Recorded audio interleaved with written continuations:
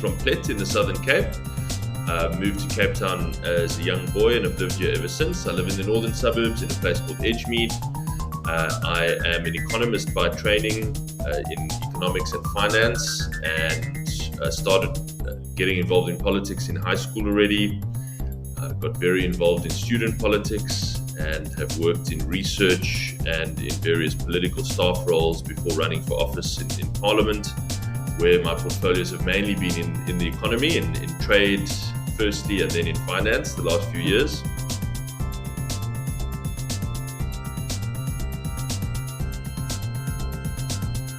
Cape Town is a city that really works. It's the best governed place in South Africa.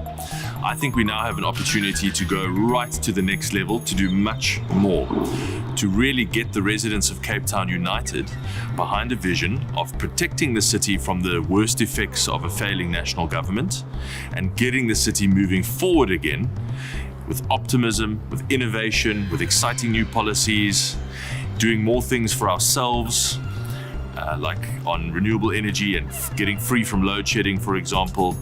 So I think that we can really take Cape Town to the next level and get much more done.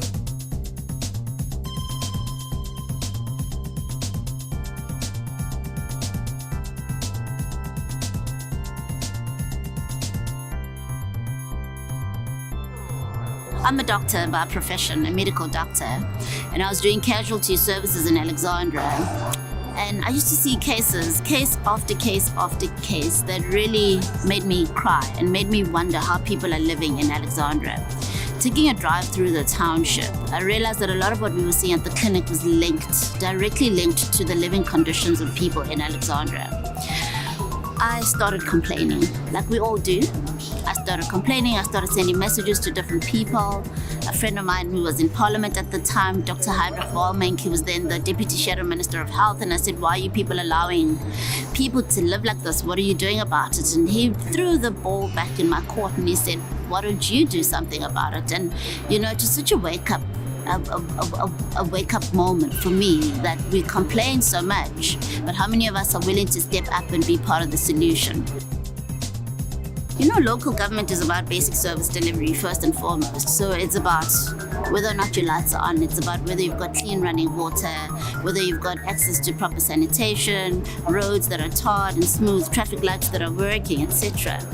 And I believe that in that type of environment, you need somebody with strong administrative and governance capabilities, which I have and which I've demonstrated in the city of Joburg when I was working as an MMC.